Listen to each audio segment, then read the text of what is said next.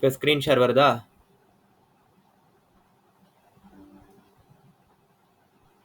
இப்போ வருதுண்ணா. ஓகே. தெரியுதா ஸ்க்ரீன் ஆக்சுவலா? தெரியுதுண்ணா. இன்னும் கொஞ்சம் க்ளோஸ் போகணும். நான் என்ன இங்க கேமராவாடா வச்சிருக்கேன் க்ளோஸ் போகிறதுக்குலாம்? ஐ மீன் ஜூம்ண்ணா. ஓகே, இப்போ பரவாயில்லையா பாரு.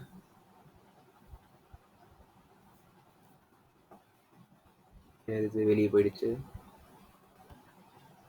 இப்போ ஓகேவா? ஓகேண்ணா.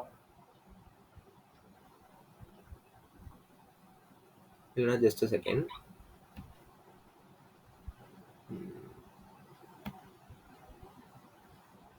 வர நான் மொத்த ஸ்க்ரீனையுமே ஷேர் பண்ணுறேன். பிகாஸ் அப்போ தான் கொஞ்சம் ஹெல்ப்ஃபுல்லாக இருக்கும்.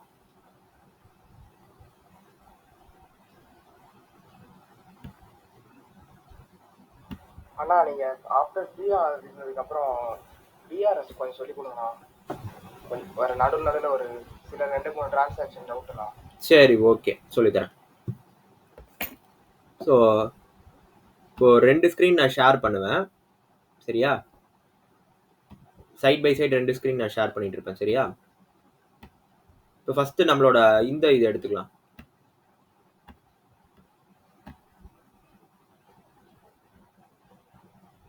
இது தெரியுதா? ஸோ காஸ்ட் ஷீட் ஃபர்ஸ்ட் உங்களுக்கு காஸ்டிங் அப்படின்னா என்னங்கிற ஒரு அண்டர்ஸ்டாண்டிங் எனக்கு தெரியும். காஸ்டிங் அப்படின்னா என்ன, நான் என்ன சொல்லியிருக்கேன் காஸ்டிங்கை பத்தி?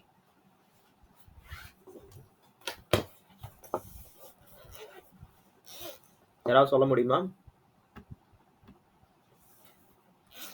ஆனால் பிஸ்னஸோடைய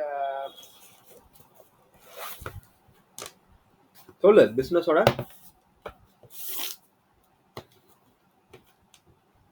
சொல்லுடா. ஆனா ஒரு கம்பெனி பண்ற சர்வீஸ் வந்து கால்குலேட் பண்றது தானே. ஒரு கம்பெனியோடைய கூட்ஸ் சர்வீஸ் அப்புறம் இண்டிவிஜுவல் ஒன்ஸ் இதெல்லாம் கால்குலேட் பண்றது தானே காஸ்ட். மறுபடியும் சொல்லு, சரியா கேட்கல. ஒரு கம்பெனியோடைய goods service or individual products அதை வந்து கால்குலேட் பண்றது தானே காஸ்ட். இது உன்னோட அண்டர்ஸ்டாண்டிங். ஓகே ஸ்ரீ கணேஷ், நீ ஏதோ ட்ரை பண்ணீங்க, நீ சொல்ற. ஆனா ஒரு கம்பெனில ஆகிற செலவு, அதுக்கப்புறம் அதுல அங்க இருக்கிற அங்க ஏற்படுற காஸ்ட் எல்லாம் சொல்லு. சரி அமீர், நீ ஏதாவது சொல்றியா?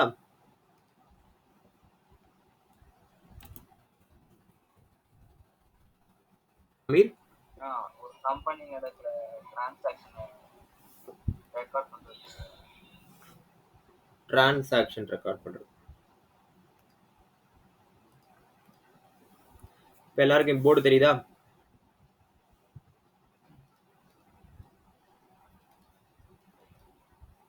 காஸ்டிங் ஆர் காஸ்ட் அக்கவுண்டிங் அப்படின்னு சொல்லுவாங்க. போர்டு தெரியுதா எல்லாருக்கும்?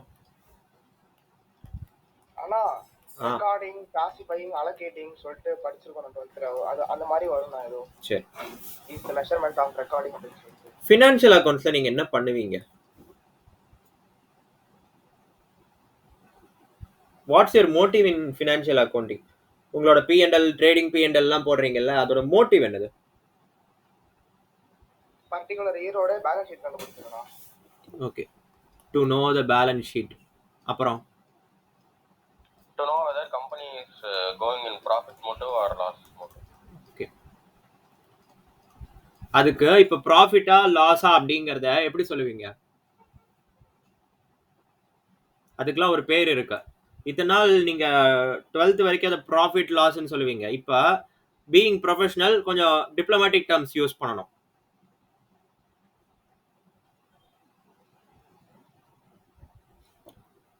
ஃபினான்ஷியல் பெர்ஃபார்மன்ஸ் அப்படின்னு சொல்லணும். ஓகேண்ணா. அப்படின்னா ப்ராஃபிட் ஆர் லாஸ் அப்படிங்கிற மாதிரி அர்த்தம். இப்போ பர்టిక్యులரா ப்ராஃபிட் அப்படின்னா ஃபினான்ஷியல் அப்படின்னு சொல்லிட்டு எப்படி நான் சொல்றது புரியலண்ணா. What is the financial performance அப்படின்னு கேட்டா ப்ராஃபிட் ஆர் லாஸா அப்படிங்கிற மாதிரி கேட்குறாங்கன்னு அர்த்தம். தட் இஸ் நீ எப்படி பெர்ஃபார்ம் பண்ணிருக்க அப்படிங்கிறது எதுல தெரியும்? உன்னோட ரிசல்ட்ல தானே தெரியும். இன்கேஸ் உனக்கு ப்ராஃபிட் வந்ததுன்னா உன்னோட பெர்ஃபார்மன்ஸ் நல்லா இருக்கு, லாஸ் வந்திருக்குன்னா உன்னோட பெர்ஃபார்மன்ஸ் எங்கேயோ லேக் ஆயிருக்கு அப்படின்னு அர்த்தம். ஸோ இப்போ புரியுதா ஏன் ஃபினான்ஷியல் பெர்ஃபார்மன்ஸ் அப்படின்னு நான் சொல்ல சொன்னேன்னு? அடுத்து இனிமே பேலன்ஸ் ஷீட் அப்படின்னு சொல்லக்கூடாது, அதுக்கு பதிலா ஃபினான்ஷியல் பொசிஷன் அப்படின்னு சொன்னோம்.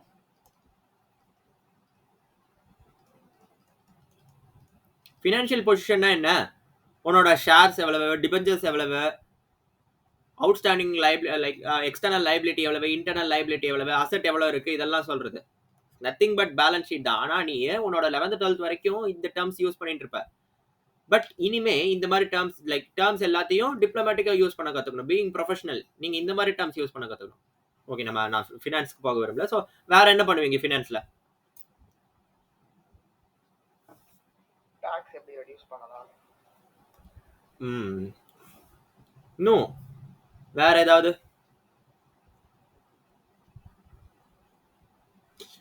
ப்ராஃபிட் ஆர் லாஸ் அக்கௌண்ட் அப்படிங்கிற மோட்டிவ் என்னது?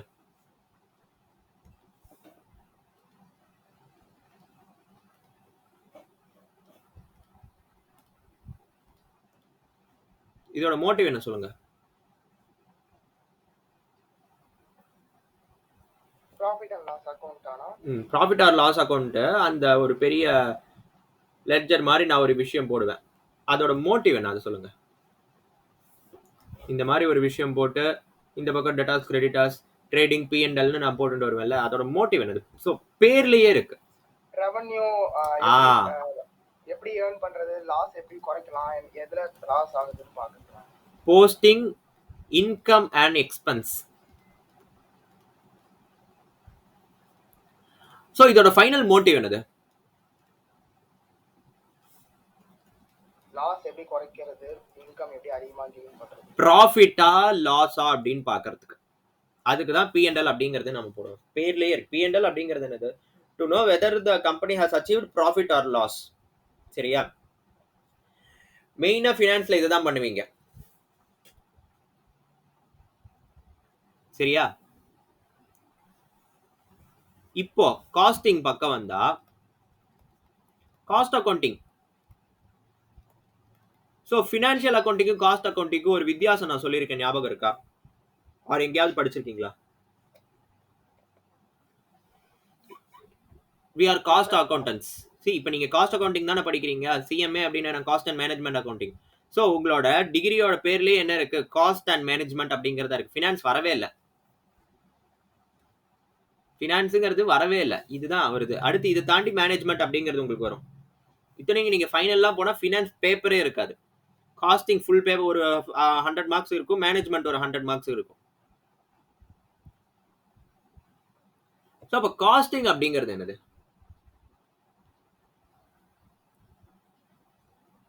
சரி, கொஸ்டினை நான் மாத்தி கேட்கிறேன். ஒரு கம்பெனிக்கு எப்படி எப்படிலாம் நான் ப்ராஃபிட் கொண்டு வரலாம்?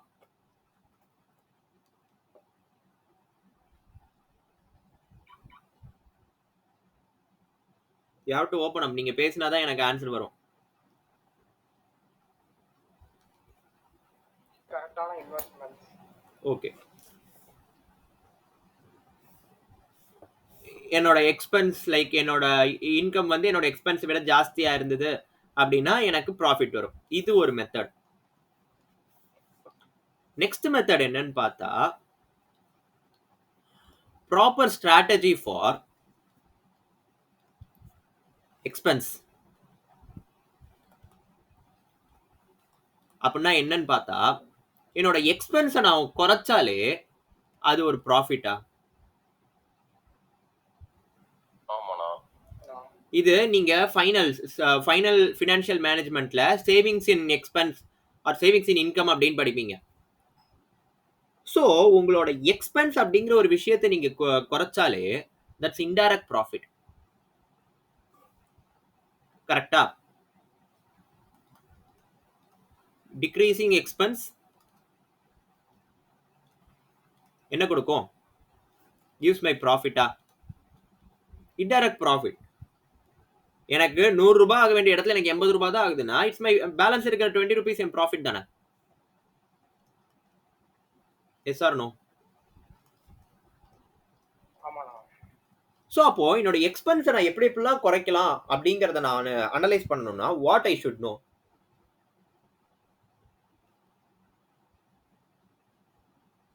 அமீர், நீயும் அமைதியா இருக்கணும்னு இல்ல, நீயும் பதில் சொல்லலாம்.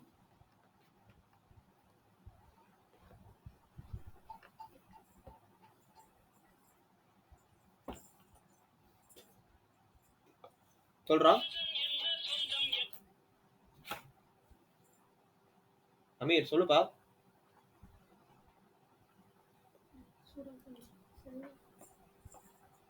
அமீர், சொல்லு. Just a second.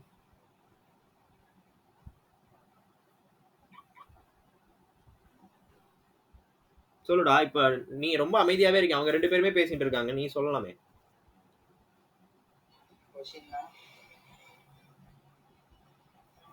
சொல்லு. கால் பண்ணிருந்த, கிளாஸ்ல இருக்கேன். சரி வா. வாய்ஸ் பிரேக் ஆகுதுண்ணா. இல்லடா, வெயிட் பண்ணு. Just a second. உங்க அட்மின் வந்திருக்காரு, நான் அது கவனிக்கவே இல்லதான். இன்னும் ஆளை காணோம். அமீர், இப்ப சொல்லு. லைக் அவங்க 2 பேருமே சொல்லிட்டு இருக்காங்க, நீ ஏதாவது சொல்லலாமே. கொஸ்டின் என்ன? கொஸ்டின்ங்கிறது ஸோ எனக்கு காஸ்ட் ரெடியூஸ் பண்ணணும், என்னோட எக்ஸ்பென்ஸ் ரெடியூஸ் பண்ணணும்னா I need to know the bifurcation of expense. எனக்கு என்னோட எக்ஸ்பென்ஸ் எங்கெங்கெல்லாம் ஸ்ப்ளிட் ஆயிருக்கு அப்படிங்கிறது தெரியணுமா?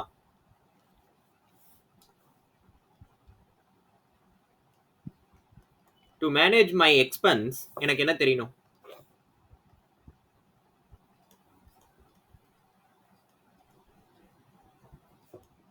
I need to know the classification of my expense. கரெக்ட்டா? ஆமாண்ணா. பர் மந்த்துக்கு ஒரு மந்த்துக்கு இது பண்ணி டிவைட் பண்ணி கண்டுபிடிக்கிறாங்க. அது ஒரு விஷயம். லைக் ஒவ்வொரு மந்த்துக்கு என்ன ஆகுதுன்னு அது ஒரு கிளாசிஃபிகேஷன். இப்ப நீங்க ப்ரொவிஷன் வாங்குறீங்க, மாசம் மாசம் வீட்ல ப்ரொவிஷன் வாங்குவாங்க தெரியுமா? இல்லைன்னா உங்களுக்கு இப்ப நீங்க எல்லாம் என்ன காஸ்ட் ஆடிட்டர்ஸ் ஆக போறீங்க. ஸோ உங்க வீட்ல இருக்கிற மாச செலவு என்ன, எங்க மேஜர் போர்ஷன் இருக்குங்கிறத நீங்களே அனலைஸ் பண்ணலாம். ஸோ ஒரு வீட்ல ஒரு மந்த்லி ஒரு 15,000 கிட்ட செலவாகுது, 15 to 20,000 செலவாகுதுன்னா மேஜர் போர்ஷன் எதுல இருக்கும்? Vegetables, provisions. அப்படியா? அதை விட ஒரு மேஜர் போர்ஷன் இருக்கே, ரெண்ட். அதுக்கப்புறமா எலக்ட்ரிசிட்டி, காலேஜ் ஸ்கூல் ஃபீஸ் சொல்லிக்கலாம், ஃபீஸஸ், அதுக்கப்புறம் grocery, அப்புறம் டெய்லி எக்ஸ்பென்ஸ். ஸோ இதெல்லாம் சேர்ந்தாதான் என்னோட மந்த்லி எக்ஸ்பென்ஸோட அக்ரிகேட் வரும். கரெக்டா?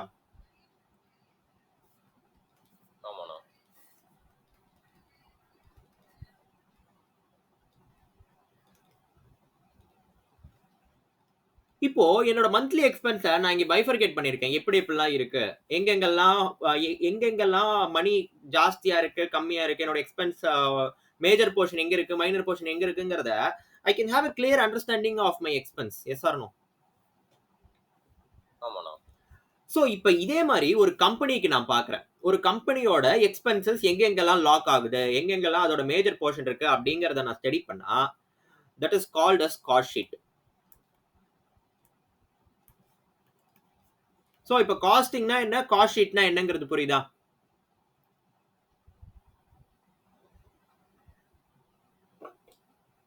சொல்லுங்க, புரியுதா 3 பேருக்கும்? ஸோ இப்போ காஸ்டிங்க்கும் லைக் உங்களோட காஸ்ட் ஷீட்டுக்கும் P&L-க்கும் இருக்கிற வித்தியாசம் என்னது? P&L-ல ப்ராஃபிட் என்னங்கிறது தான் உங்களோட மெயின் மோட்டிவா இருக்கும். வேற காஸ்ட் ஷீட்ல எக்ஸ்பென்ஸோட பைஃபர்கேஷன் தான், or classification of your expense. கரெக்டா?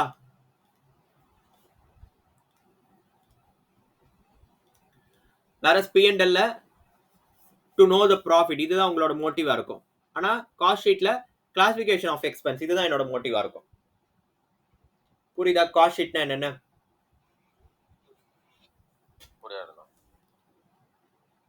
அமீர், ஸ்ரீராம், உங்களுக்கு? ஓகே.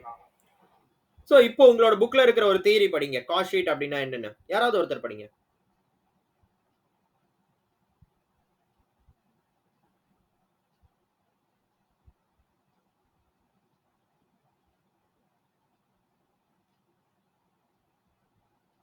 யார் படிக்கிறீங்க?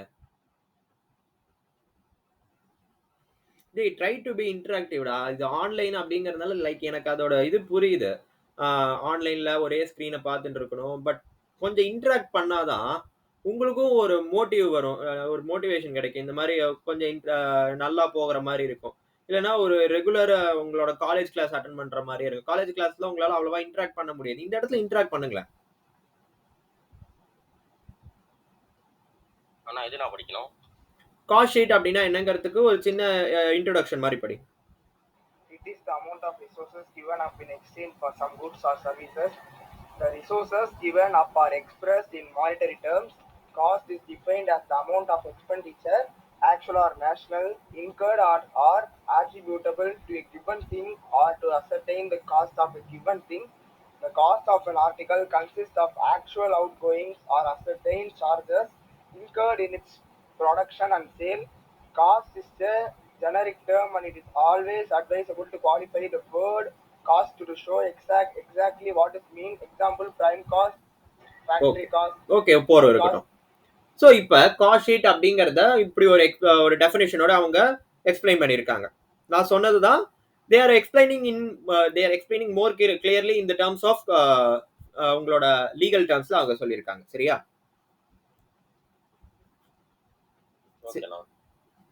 ஓகே இப்போ நான் அமிச்ச பிடிஎஃப் எடுத்து பாருங்க. அதுல காஸ்ட் ஷீட் அப்படிங்கிற பிடிஎஃப் இருக்கும். அதை எடுங்க. ஸோ உங்களோட காஸ்ட் ஷீட்ல சிம்பிளா இது பாக்குறதுக்கு உங்களோட ஃபினான்ஸ் மாதிரி தான் இருக்கும். ஆனா அதுல இருக்கிற விஷயத்தை தான் போடுவீங்க. But the view of angle will be in a different manner. So உங்களோட மெயினான எக்ஸ்பென்ஸ் எதுவா இருக்கும் அப்படின்னு பாத்தீங்கன்னா உங்களுக்கு ஃபர்ஸ்ட் ரா மெட்டீரியல். கரெக்டா? ஸோ காஸ்ட் ஷீட்டோட ஃபார்மேட் இதுதான். இன்கேஸ் நான் காப்பி பண்ண சொல்லும்போது காப்பி பண்ணலன்னா இதை இப்போ காப்பி பண்ணிக்கோங்க. அதுக்கப்புறமா add direct wages,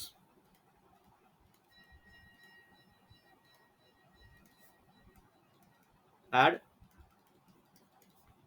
direct expense அப்படின்னு சொல்லலாம், டைரக்ட் ஓவர் ஹெட்ஸ் அப்படின்னு சொல்லலாம், ஆர் ஓவர் ஹெட்ஸ் அப்படின்னு சொல்லலாம். சரியா?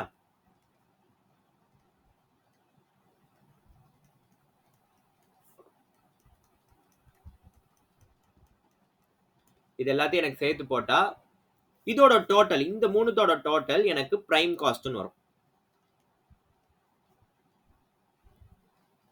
ஓகேவா? சிம்பிளா இது என்னதுன்னா உங்களோட ட்ரேடிங்ல போடுற எக்ஸ்பென்ஸ் தான். அப்படிதானே வருது? ட்ரேடிங்கோட எக்ஸ்பென்ஸ் மாதிரி தானே இதெல்லாம் வருது. ஸோ இதுக்கு இப்படி வரதுக்கு பேரு தான் பிரைம் காஸ்ட் அப்படின்னு பேரு. இப்போ இதுல அடுத்து இதுல என்ன ஆட் பண்ணுவீங்க அப்படின்னு பாத்தீங்கன்னா ஒர்க் ஓவர் ஹெட்ஸ் அப்படின்னு ஆட் பண்ணுவீங்க. அவங்களே கொஸ்டின்ல கொடுத்துருப்பாங்க. ஒர்க் ஓவர் ஹெட்ஸ் அப்படின்னா உங்களோட வேலை செய்யறதுக்காக இதர செலவுகள். தட் இஸ் ஃபேக்டரியை விட்டு வெளியே வரதுக்காக. இதை ஆட் பண்ணி வந்தா உங்களுக்கு வரதுக்கு பேரு ஒர்க் காஸ்ட் அப்படின்னு பேரு. சரியா?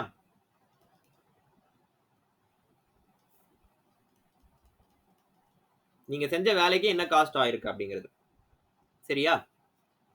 இப்ப அடுத்து ட்ரேடிங் முடிச்சதுக்கு அப்புறம் அடுத்து என்ன எக்ஸ்பென்ஸ் போடுவீங்க? P&L போடுவீங்களா? போடுவீங்களா? ஆமா நான் P&L. ஸோ P&L அப்படிங்கிறது என்னது? ஆஃபீஸ் சைடு வரும். ஆஃபீஸ் சைடு வரும்போது administration expenses or administration overheads அப்படின்னு கொடுத்துருக்கோம் இங்க.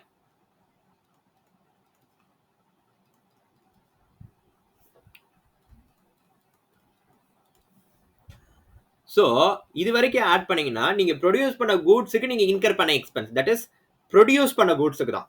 ஓகேவா? ஸோ அதுக்கு பேரு காஸ்ட் ஆஃப் ப்ரொடக்ஷன். சரியா? நீங்க ப்ரொடியூஸ் தான் பண்ணிருக்கீங்க, நீங்க விற்க இன்னும் ஆரம்பிக்கல. ப்ரொடியூஸ் பண்ணி உங்களோட ஃபேக்டரியில ஆர் குடோன்ல வச்சிருக்கீங்க. இப்ப நான் அதை விற்கணும்னா நான் என்ன பண்ணுவேன்? இப்படி ஒரு ப்ராடக்ட் இருக்குன்னு நான் அட்வர்டைஸ் பண்ணுவேனா? அப்போ செல்லிங் அண்ட் டிஸ்ட்ரிபியூஷன் எக்ஸ்பென்ஸ். அது அட்வர்டைசிங் காஸ்ட் வராதானா? சிம்பிளா லைக் இது வந்து ஒரு பேசிக் காஸ்ட் ஷீட் தான். அப்போ அட்வர்டைஸ்மெண்ட்ங்கிற பேர்ல வராது, செல்லிங் அண்ட் டிஸ்ட்ரிபியூஷன் ஓவர்ஹெட்ஸ்னு வந்துரும். நெக்ஸ்ட் காம்ப்ரிஹென்சிவ் காஸ்ட் ஷீட்னு ஒன்னு இருக்குல்ல, அதுல அந்த அட்வர்டைஸ்மெண்ட் தனித்தனி பைஃபர்கேஷனோட வரும்.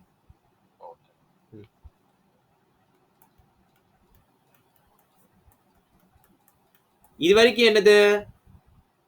இது வரைக்கும் நீங்க ஆட் பண்ணீங்கன்னா உங்களுக்கு வரது நீங்க சேல் பண்ண கூட்ஸுக்கு நீங்க இன்கர் பண்ண காஸ்ட். ஸோ அத காஸ்ட் ஆஃப் சேல்ஸ் அப்படின்னு சொல்லுவீங்க. காஸ்ட் ஆஃப் சேல்ஸ் அப்படின்னா என்ன அர்த்தம்னா, நீங்க சேல் பண்ண கூட்ஸுக்கு நீங்க இன்கர் பண்ண எக்ஸ்பென்ஸ். ஸோ காஸ்ட் அப்படின்னு சொன்னாலே இங்க எக்ஸ்பென்ஸ் அப்படின்னு அர்த்தம். ஓகேவா? இப்போ சேல்ஸ், நீங்க சேல்ஸ் இப்போ எவ்வளவு அமௌண்ட் பண்ணிருக்கீங்க அப்படிங்கிறது உங்களுக்கு தெரியும். இது ரெவென்யூ. இதுல இருந்து இதை மைனஸ் பண்ணா உங்களுக்கு வரதுதான் ப்ராஃபிட்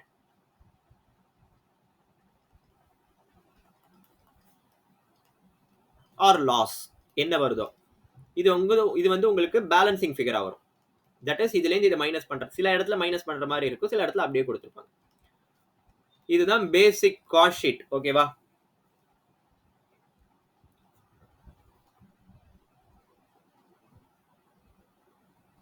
புரியுதா? பேசிக் காஸ்ட் ஷீட் எப்படி இருக்குங்கிறத புரியுதுண்ணா. பேலன்ஸ் 2 பேருக்கு புரியுதுண்ணா. அமீர், டவுட்ஸ் ஏதாவது இருக்கா இப்ப இதுல? இல்லண்ணா. ஓகே, இப்போ இதை காப்பி பண்ணுங்க. I will give you time. Copy பண்ணுங்க. ஏன்னா காப்பி பண்ணணும், இந்த காஸ்ட் ஷீட் மனப்பாடம் ஆகணும். Being a cost accountants, cost sheet அப்படிங்கறதோட ஃபார்மேட் தெரியாம ஒருத்தனால காஸ்ட் அக்கௌண்டன்ட் ஆக முடியாது. It should be in your finger tips. அப்பதான் உங்களால நெக்ஸ்ட் உங்களோட இன்டர் அண்ட் ஃபைனல்ல இருக்கிற காஸ்டிங் அண்ட் மேனேஜ்மெண்ட் அக்கௌண்டிங் படிக்க முடியும். தொடக்கூட அப்பதான் முடியும். ஸோ அப்போ அவ்வளோ இம்பார்ட்டன்ட். அதனால தான் இது உங்களுக்கு 20 மார்க்ஸ் கொடுத்துருக்காங்க. 20 மார்க்ஸ் தானே அப்படின்னு பார்க்காதீங்க, இதோட வெயிட்டேஜ் அவ்வளோ இம்பார்ட்டன்ட் உங்களுக்கு உங்களோட இன்டர் அண்ட் ஃபைனல்ல.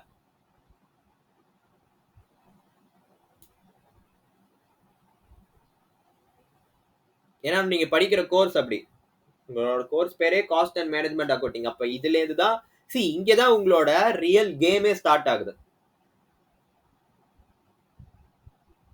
நீ கம்பெனிக்கெல்லாம் போனா ஃபினான்ஷியல் அக்கௌண்டிங் யூஸ் பண்ணவே மாட்டேன். Cost sheet or corporate account அப்படிங்கிற பேர்ல யூஸ் பண்ணுவேன். ஸோ ஃபினான்ஷியல் அக்கௌண்ட்ஸ் உனக்கு இன்ட்ரோட சரி, அதுக்கப்புறம் ஃபைனல்ல கூட வராது. ஸோ உங்களோட சிஎம்ஏ அப்படிங்கறதோட ஜேர்னி இன்ஃபேக்ட் இங்கே தான் எக்ஸாக்டா ஸ்டார்ட் ஆகுது, இந்த காஸ்ட் ஷீட் நீங்க படிக்கிறதுனால தான்.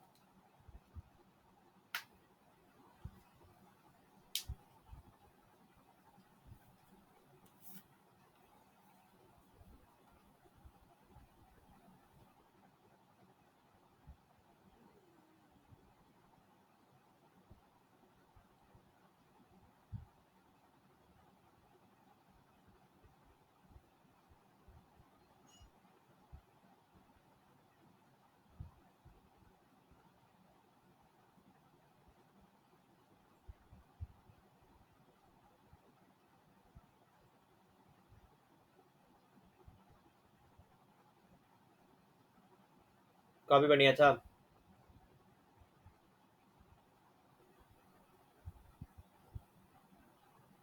ஸ்டூடண்ட்ஸ் காப்பி பண்ணியாச்சா?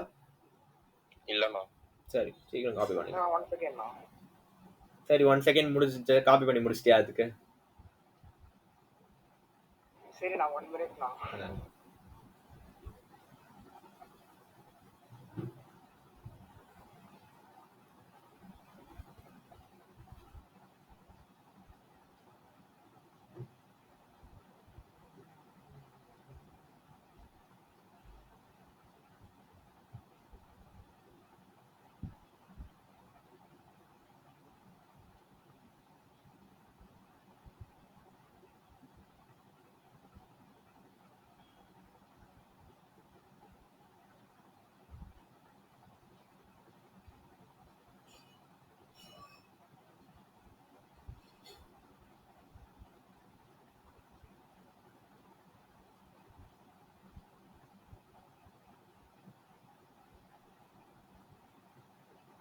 பட் ஆனா இதோட புக்ல இருக்கிற தியரி நீங்க படிச்சுதான் ஆகணும். ஜஸ்ட் ஒரு கோ த்ரூவாவது பண்ணுங்க அப்படின்னா என்னன்னு. எப்பவுமே தியரி படிக்கிறதுங்கிறது ஈவன் இது பிராக்டிகல் பேப்பரா இருந்தாலும் புக்ல அவன் தியரி எதுக்காக கொடுத்துருக்கான், ஸோ அப்ப அது படிச்சுதான் ஆகணும். சரியா? ஆனா உங்களுக்கு நிறைய அடிஷன்ஸ் இருக்கு. நான் படிக்கும் போது எனக்கு என்ன ஒரு 10 பேஜோ என்னமோ தான் இருக்கும். உங்களுக்கு நிறைய கொடுத்துருக்காங்க இதுல. ஸோ நல்லா கொடுத்துருக்காங்க, அதை கொஞ்சம் படிங்க.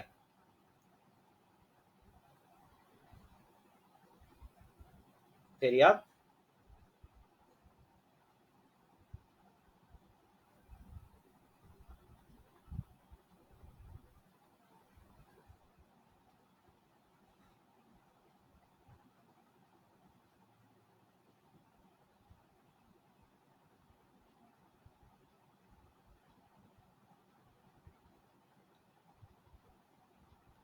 எழுதியாச்சுண்ணா. சரி, நெக்ஸ்ட் போலாமா?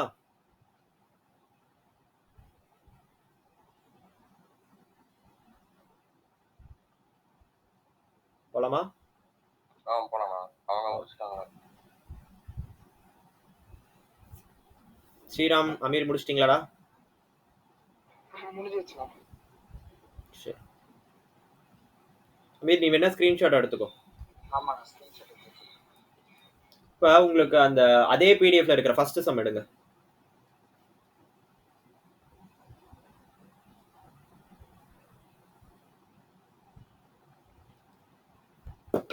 போடலாமா? ஓகேண்ணா. சரி.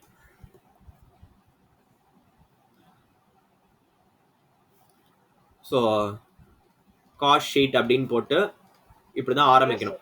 என்னடா? First illustration. இல்லஸ்ட்ரேஷன் இல்லை, நான் அமிச்ச பிடிஎஃப்ல இருக்கிற சம் எடு. ஃபர்ஸ்ட் இல்லஸ்ட்ரேஷனுக்கு நீ காம்ப்ரிஹென்சிவ் காஸ்ட் ஷீட் போடணும்.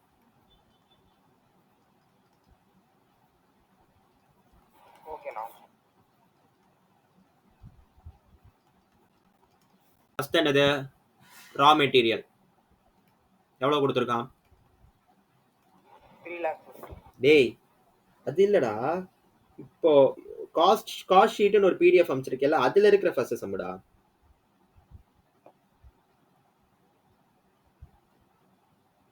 சாரி, நான் முன்னாடி இருக்க பெரிய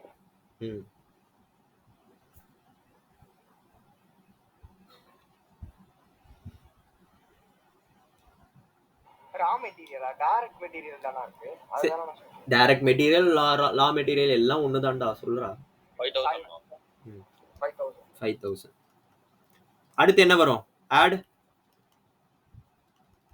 direct wages or direct labour அப்படின்னு சொல்லலாம். அது எவ்வளவு? 3500. அடுத்து ஓவர் ஹெட்ஸ் இருக்கா? Yeah, overheads. Factory expense. வர சரி, ஓவர் ஹெட்ஸ் இல்ல, ஸோ இது அப்படியே நீங்க ஆட் பண்ணி போட்டுடலாம். ஓகேவா? ஆனா ஓவர் ஹெட்ஸ் எதுக்கு நான் ஆக்சுவலா போடுறோம்? ஓவர் ஹெட்ஸ் அப்படிங்கிறது என்னன்னா, அதுக்கு பேரு அதை இதர செலவுகள் அப்படின்னு சொல்லுவாங்க. ஃபார் எக்ஸாம்பிள் இது எப்படி வரும் அப்படின்னு கேட்டா, எனக்கு கரெக்டான ஒரு எக்ஸாம்பிள் வரல. உன்னோட மெட்டீரியல் லேபர் கூட தான் இருக்கும், பட் ஆனா அது டைரக்டா மெட்டீரியல்ல வராது, ஆர் டைரக்டா லேபர்ல வராது. இது எப்படி சொல்லலாம்? கொஞ்சம் இல்லை, கொஞ்சம் யோசிச்சுக்கிறேன். இப்போ ஃபார் எக்ஸாம்பிள் உன்னோட லேபர் வேலை செய்யறான், அவனுக்கு இந்த டீ குடிக்கிறதுக்கு எக்ஸ்பென்ஸ் அந்த மாதிரிலாம் நீ கொடுப்பியா? ஓ ஆமாண்ணா.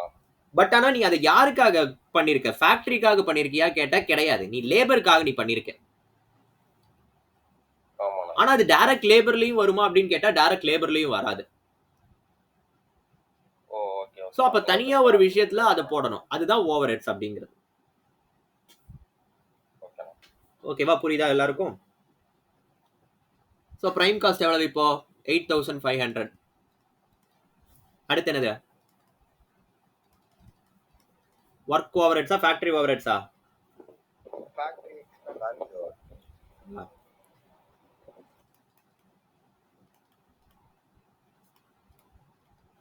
எவ்வளவு? 1500. 1500 ஆட் பண்ணா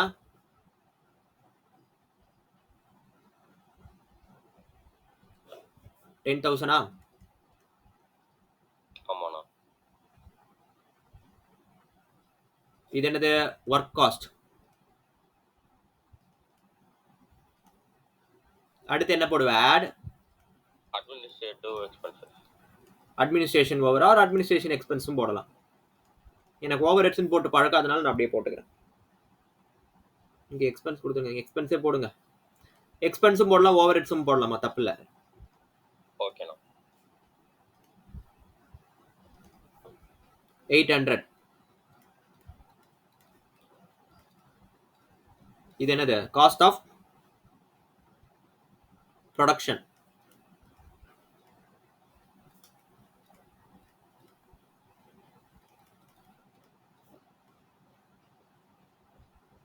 இந்த மாதிரி பென்சில்ல லைட்டா பாக்ஸ் பண்ணிக்கோங்க. அடுத்து என்ன பண்ணுவீங்க? Add selling expenses.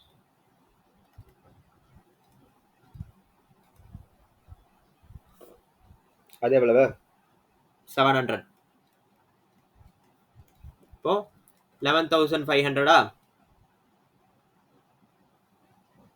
இது என்னது?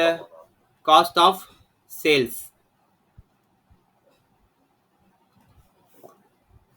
சேல்ஸ் எவ்வளவுன்னு கொடுத்துருக்கான்? சேல்ஸ் கொடுத்துருக்கான் 15,000 கொடுத்துருக்கான்.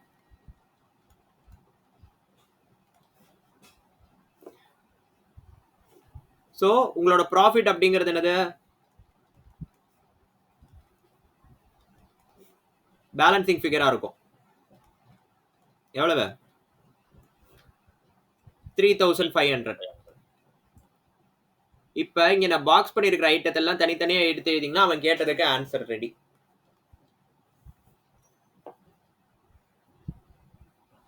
ஓகே, கிளியரா? கிளியர்ண்ணா. ஓகே, சீக்கிரம் டப்புன்னு காப்பி பண்ணி முடிங்க. அடுத்து காம்ப்ரிஹென்சிவ் காஸ்ட் ஷீட் போலாம்.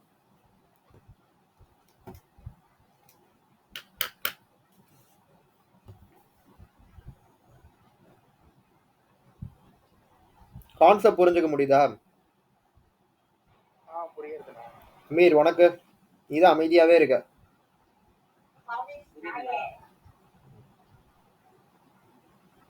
யாரு வீட்லடா நல்லா வாங்குறீங்க?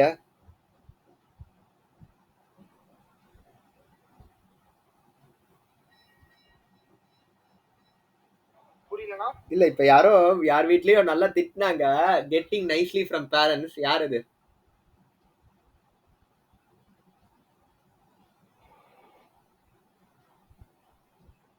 சரி, நாம நம்மளோட இதை பார்ப்போம் வாங்க. என்னண்ணா இதெல்லாம் கேக்குறீங்க? இதெல்லாம் சகஜம்ண்ணா. என்னண்ணா கிளாஸ் ஷுட் பி இன்டராக்டிவ்டா, அதுக்கு தான்.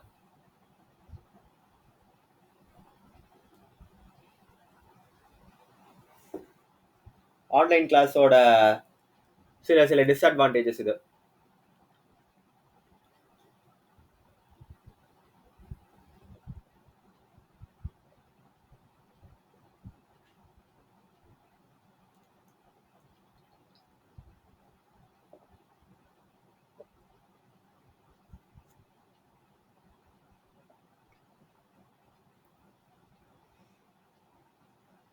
சீக்கிரம் காப்பி பண்ணி முடிங்க. அடுத்து காம்ப்ரிஹென்சிவ் காஸ்ட் ஷீட் போலாம்.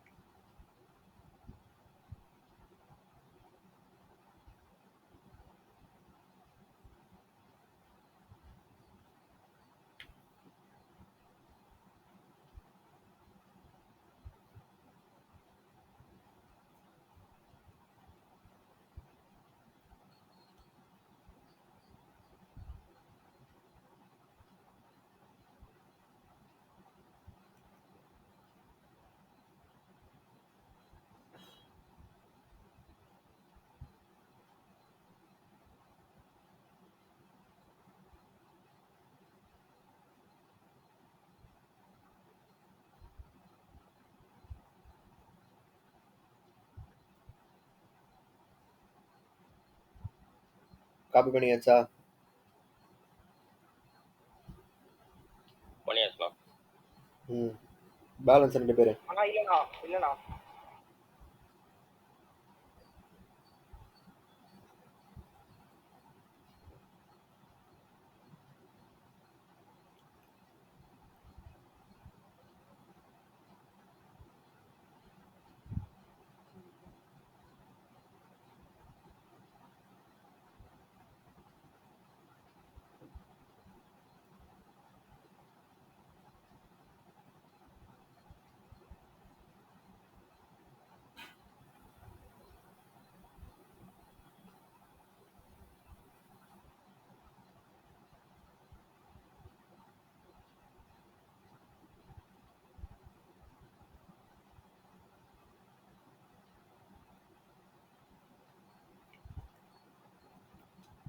பண்ணிட்டேண்ணா. ம். அடுத்து போலாமா?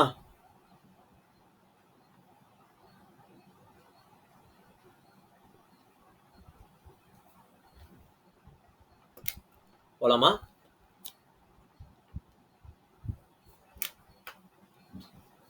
எல்லாரும் அன்மியூட் பண்ணுங்கடா. மியூட் சும்மா மியூட்ல இருக்கீங்க. தேவையில்ல, அன்மியூட் பண்ணுங்க. அண்ணா பக்கத்து சரி, புரியுது, பரவாயில்ல, விடு. இல்லண்ணா பக்கத்துல வீடியோ கால் பேசுறாங்க, அதனாலதாண்ணா. சரி, கால் இருக்காங்க. நான் வீடியோவை அன்மியூட் பண்ண சொல்லையா, ஆடியோவை தானே சொன்னேன். பரவாயில்ல, விடு.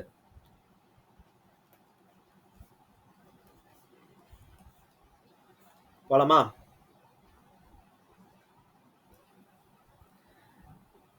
காம்ப்ரிஹென்சிவ் நோட் அப்படின்னு நீங்க ஸ்கூல் டேஸ்ல ஒரு விஷயம் கேள்விப்பட்டிருக்கீங்களா?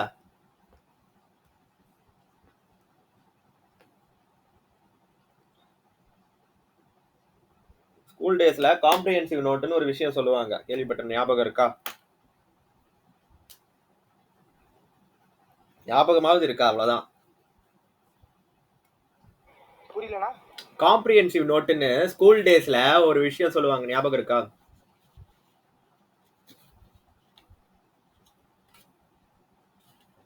சரி, பரவாயில்ல, விடுங்க. ஸோ காம்ப்ரிஹென்சிவ் அப்படின்னா என்னன்னா, இப்ப நம்ம படிச்ச சிம்பிள் காஸ்ட் ஷீட்டையே இங்க ஒவ்வொரு இடத்துலயும் நான் ஸ்பிளிட் அப் போட்டு போட்டு கொண்டு வரதுக்கு பேர் தான் காம்ப்ரிஹென்சிவ் காஸ்ட் ஷீட் பேர். இடம் பத்துமா? பத்தும். பார்க்கலாமா காம்ப்ரிஹென்சிவ் காஸ்ட் ஷீட் எப்படி வருதுன்னு? ஓகேண்ணா. சரி. ஸோ வெரி ஃபர்ஸ்ட் உங்களுக்கு என்ன இருக்கு? ரா மெட்டீரியல் இருக்கா? அந்த ரா மெட்டீரியல் என்ன? அந்த ரா மெட்டீரியலுக்கு ஒரு ஸ்பிளிட் அப் போடுவோம். அது என்னன்னு வரும்னா, ஃபர்ஸ்ட் உங்ககிட்ட போன வருஷத்தோட க்ளோசிங் ஸ்டாக் இருக்குமா? அதை தான் இங்க ஓப்பனிங் ஸ்டாக்னு எடுப்பீங்க.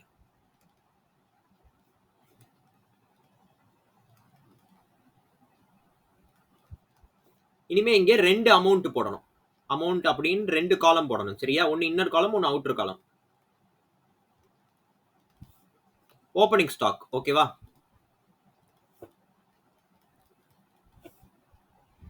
சரியாடா? ஓகேண்ணா. இதுல நீங்க வாங்கின raw materials, purchase of raw material, இப்படிதானே மெட்டீரியல்ஸ்ல நீங்க இன்க்ரீஸ் பண்ணிட்டு போவீங்க.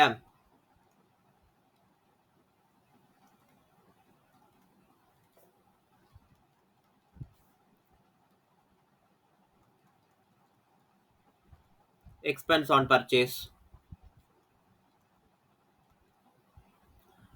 அடுத்து க்ளோசிங் ஸ்டாக் மைனஸ் பண்ணுவீங்க, ஏன்னா அது எனக்கு சம்மதம் இல்லாதது இந்த வருஷத்துக்கு. அது நான் என்னோட ப்ரொடக்ஷனுக்கே யூஸ் பண்ணல. ஸோ க்ளோசிங் ஸ்டாக் அப்படிங்கிறது நெகட்டிவ்ல இருக்கு. எய்தர் நீங்க இங்க லெஸ் போட்டு இங்க அப்படியே போடலாம், இல்லைன்னா க்ளோசிங் ஸ்டாக்னு போட்டு இதை நெகட்டிவ் அமௌண்ட் கூட போடலாம். சரியா?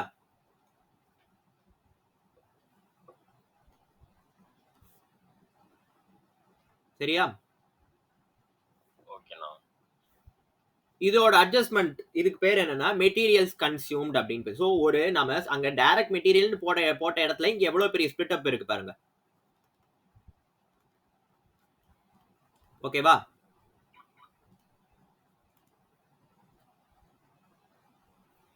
மெட்டீரியல் கன்சியூம்டு இதோட அட்ஜஸ்ட்மெண்ட் தான் இங்கே வரும். Material consumed. ஓகே, இங்கேயே போடலாம். இப்போ அடுத்து என்னது? டைரக்ட் லேபர் வருமா? டைரக்ட் லேபர்ல எந்த ஒரு அட்ஜஸ்ட்மெண்ட்டும் இருக்காது.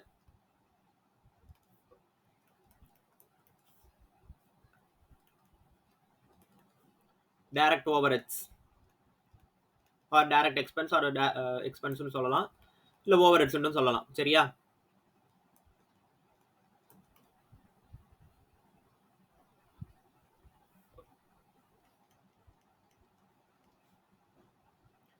இதுக்கு பேர் என்ன? Prime cost. ஸோ அங்க ரெண்டாவது லைன்லயோ மூணாவது லைன்லயோ வந்த பிரைம் காஸ்ட் இங்க எட்டாவது லைன்ல என்னமோ வருது. புரியுதா? ஓகே, அடுத்து என்ன வரும்?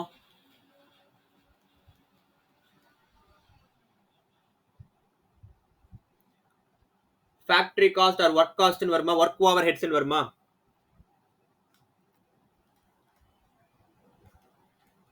தட் இஸ் உங்களோட ஃபேக்டரிக்குள்ள நடக்கிற ஓவர் ஹெட்ஸ். டிப்ரிசியேஷனா இருக்கலாம், டிப்ரிசியேஷன் ஆஃப் ஃபேக்டரியோட மிஷினரியா இருக்கலாம், ஃபேக்டரியோட ரெண்டா இருக்கலாம். இதெல்லாம் என்னது? ஒர்க் ஓவர் ஹெட்ஸ் அப்படின்னு சொல்லுவாங்க, ஆர் ஃபேக்டரி ஓவர் ஹெட்ஸ் அப்படின்னு சொல்லுவாங்க. இது ஆட் பண்ணி வரதுக்கு பேரு ஃபேக்டரி காஸ்ட் இன்கர்ட் அப்படின்னு. ஓகேவா? புரியுதா? இல்லை ஏதாவது டவுட் இருக்கா? டவுட் இருக்குன்னா நிறுத்தி கேளுங்க.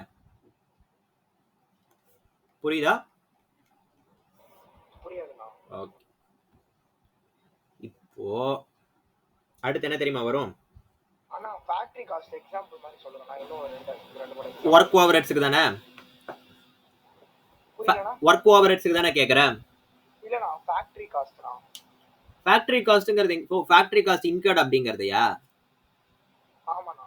அது இது வந்து ஒரு தனி காஸ்ட் கிடையாது. இது like work over heads add பண்ணா வரதுக்கு பேர் தான் ஃபேக்டரி காஸ்ட் இன்கர்ட் அப்படிங்கிறது. அதாவது ஃபேக்டரிக்காக நீ பண்ண எக்ஸ்பென்ஸ். ஃபார் எக்ஸாம்பிள், அதாவது ஃபேக்டரிக்குள்ள நீ பண்ண எக்ஸ்பென்ஸ். இது எப்படி சொல்லலாம் அப்படின்னா, நீ ஃபேக்டரி கொடுக்குற ரெண்ட், எலக்ட்ரிசிட்டி, ஃபேக்டரியோட எலக்ட்ரிசிட்டி, வாட்டர் எக்ஸ்பென்ஸ். ஓகேவா? இப்ப அடுத்து நீ ஒரு கூட ப்ரொடியூஸ் பண்ண ஆரம்பிக்கிறேன்னா, சே அன்னைக்கே முடியும் ஆர் அந்த மந்த் ஆர் அந்த இயர்லயே முடியும் அப்படிங்கிறது கிடையாது. நீ கம்ப்ளீட்டா முடிச்சிருவங்கிறது கிடையாது. சிலது அப்படியே ஃபுல்லா முடிக்காம இருக்கும். At the same time start பண்ணாம இருக்கிற ஸ்டேஜ்லயும் இருக்காது, நடுவுல இருக்கும். அதுக்கு பேர் என்ன?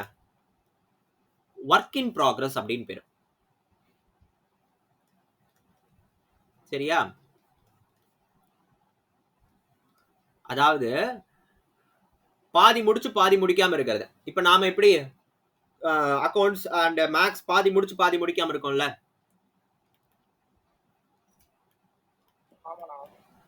அந்த மாதிரி இந்த ஓப்பனிங் ஒர்க் இன் ப்ராக்ரஸ்ங்கிறது போன வருஷத்தோட லைக் பாதி முடிஞ்ச இது குட்ஸ்.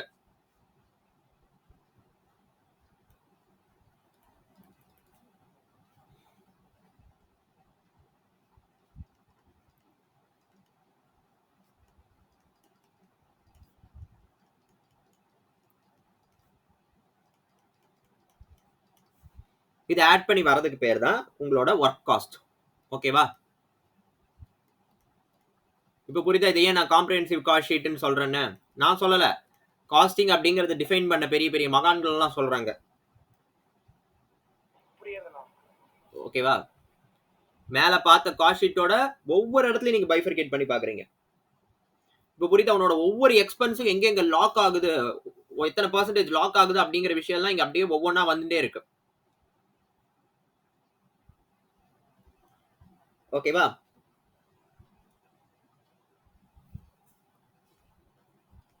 Next, administration overheads.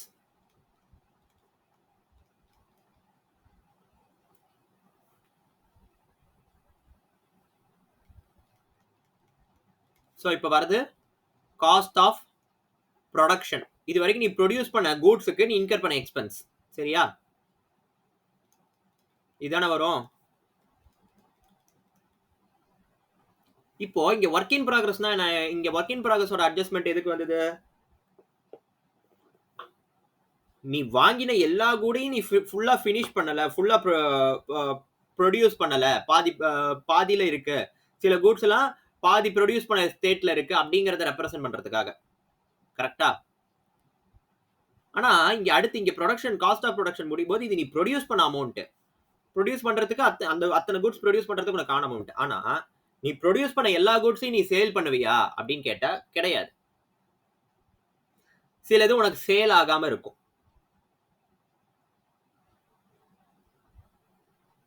சரியா? ஃபார் எக்ஸாம்பிள் எதை எடுத்துக்கலாம்னா தக்காளி எடுத்துக்கோங்க. இப்ப அதுதான் ரொம்ப ட்ரெண்டிங்ல போயிட்டு இருக்கு. தக்காளி வச்சு எக்ஸாம்பிள் பார்த்தா ஓப்பனிங் ஸ்டாக். ஸோ தக்காளி எப்படி ஒருத்தரால கல்டிவேட் பண்ண முடியும்னா ஃபர்ஸ்ட் தக்காளியோட சீடு வேணுமா? வேணுமா?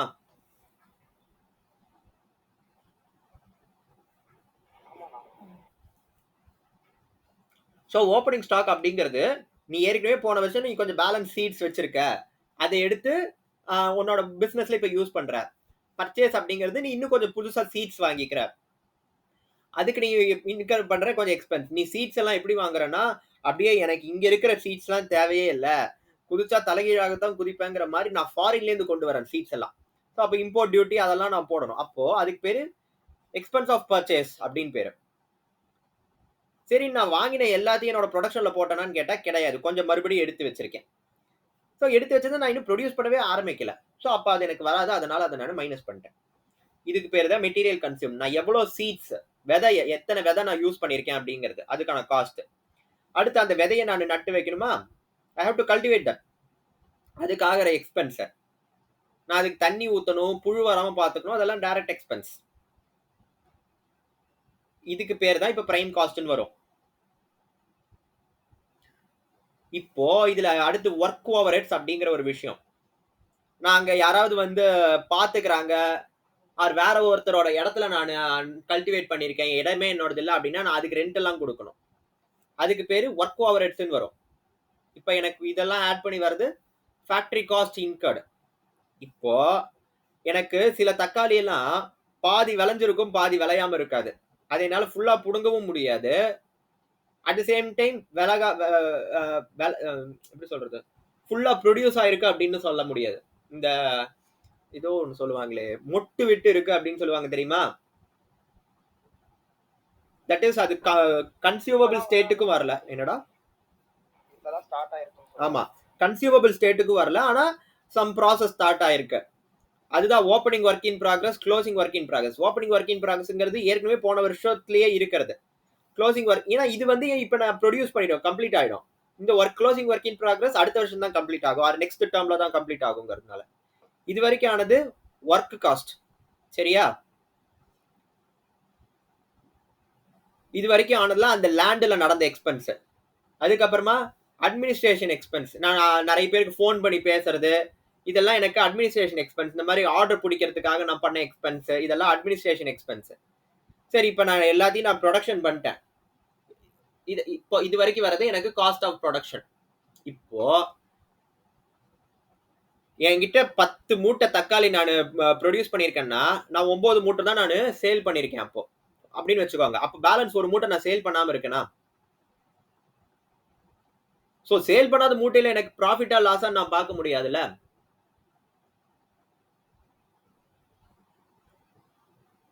அப்போ நானு சேல் பண்ணதுக்கு மட்டும் தான் நான் ப்ராஃபிட்டா லாஸாங்கிறத பார்க்க முடியும். சேல் பண்ணதுக்கு மட்டும் நான் எப்படி சொல்றது, ஃபினிஷ்டு குட்ஸா இருந்தா தான் அதை நான் சேல் பண்ணுவேன்.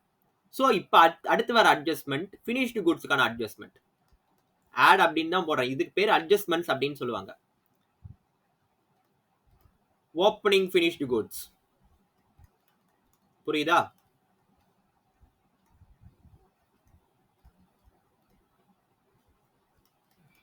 அடுத்து லெஸ் க்ளோசிங் ஃபினிஷ்டு குட்ஸ், புரியுதா?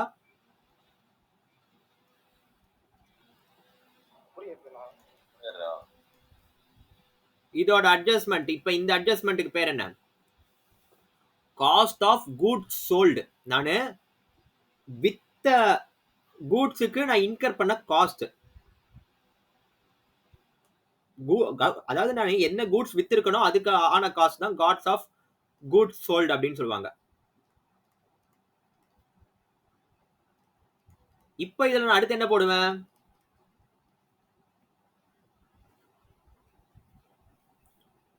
அட்மினிஸ்ட்ரேஷன் எக்ஸ்பென்ஸ்லாம் செல்லிங் அண்ட் டிஸ்ட்ரிபியூஷன் எக்ஸ்பென்ஸ் போடுவேனா? இந்த செல்லிங் அண்ட் டிஸ்ட்ரிபியூஷன்ல தான் இப்ப அட்வர்டைஸ்மெண்ட்லாம் வரும்.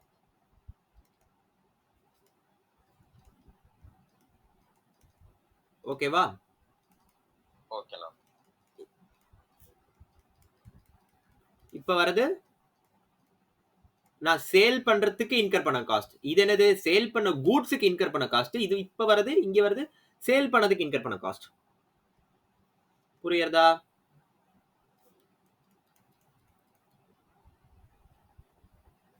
நானு இதுதான் எனக்கு சேல் பண்ணி இன்கர் பண்ண காஸ்ட். இது கூட ப்ராஃபிட் ஆட் பண்ணா ஆர் சேல்ஸ், எனக்கு சேல்ஸ் டோட்டல் அமௌண்ட் இருக்கும். இதுல இருந்து நான் மைனஸ் பண்ணா எனக்கு என்னோட பேலன்சிங் ஃபிகர் என்ன வரும்? என்னோட ப்ராஃபிட் வரும். ஓகேவா? காம்ப்ரிஹென்சிவ் காஸ்ட் ஷீட் புரியுதா?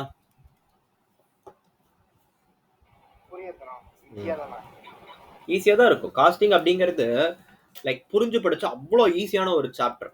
நல்லா ஸ்கோர் பண்ணலாம் இதுலலாம். 20 மார்க்ஸ் எக்ஸாக்டா ஃபுல் அண்ட் ஃபுல் 20 மார்க்ஸ் எடுக்கலாம்.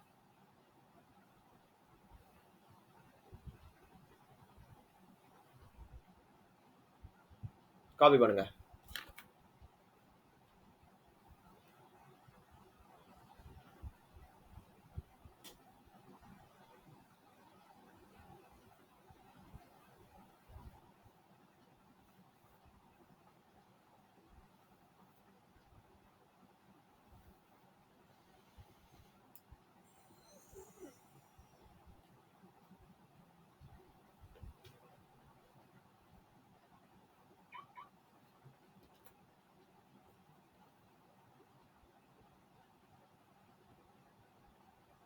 நாளைக்கு காலையும் காஸ்டிங் கிளாஸ் போடலாம். இது அக்கவுண்ட்ஸ் கிளாஸ் போலாமா?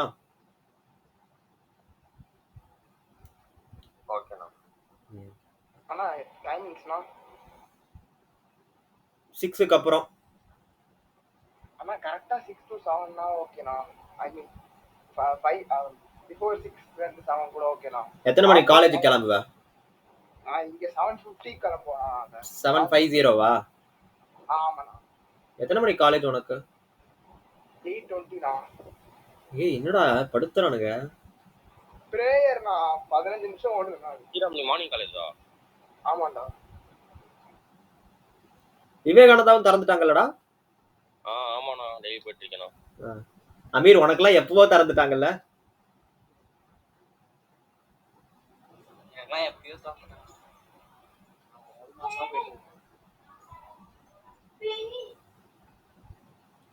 ஸ்ரீராம், அப்ப இன்டருக்கு காலையில கிளாஸ் வச்சா உன்னால எப்படி வர முடியும்?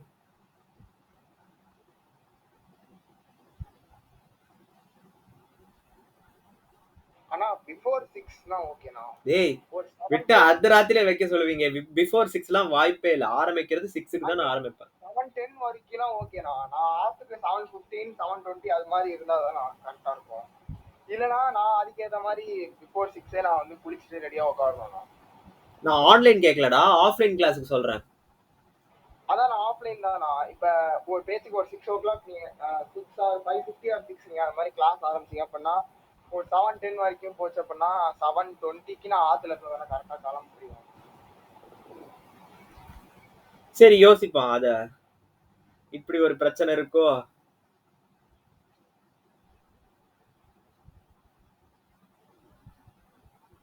என் காலேஜ் வாசல்ல விட்டா கூட நான் உள்ள போறதுக்கே ஒரு 15 நிமிஷம் ஆகும்ண்ணா. சரி ரொம்ப பேசிட்டு இருக்காது, சீக்கிரம் காப்பி பண்ணிட்டே பேசு.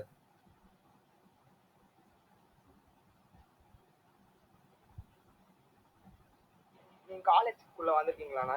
ஒரு நாள் காலேஜுக்குள்ள வந்திருக்கீங்களாண்ணா? ஓ வந்திருக்க. நீ 3-4 தடவை வந்திருக்கேன். உள்ள டிபார்ட்மெண்டல் இது பில்டிங் போகவே நடக்கவே அது ஒரு 10 நிமிஷம் ஆகும்ண்ணா. ஆமா ஆகும், புரியுது. அதுக்கே டைம்ண்ணா. அதுக்கு 10 நிமிஷம், அதுக்காகவே 10 நிமிஷம் முன்னாடி போகணும். புரியுது. I can understand your pain.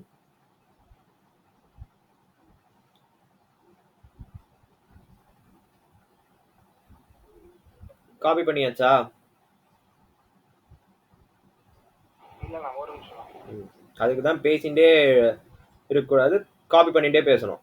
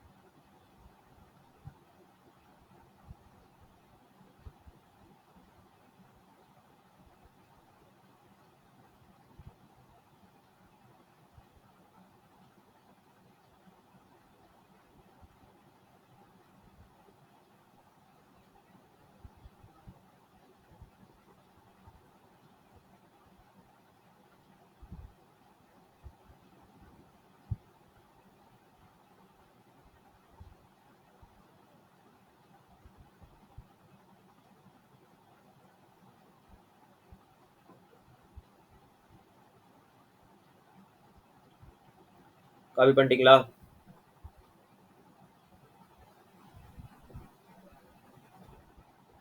One minute தான்.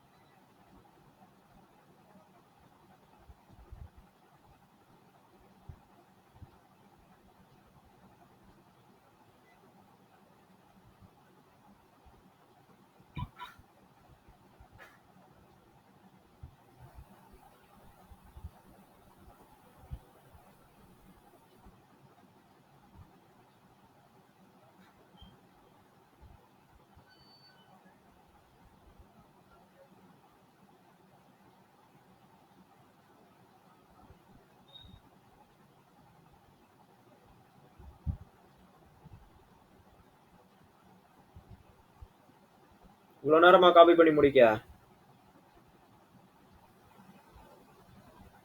காப்பி பண்ணியாச்சுப்பா. சரி.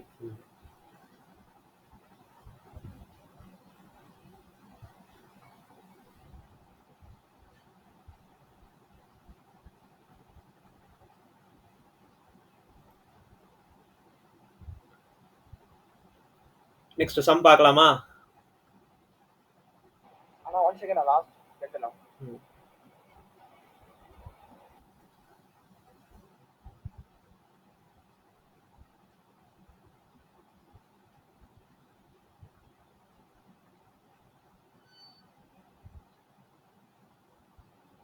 அமீர், நீ காப்பி பண்ணிட்டியா?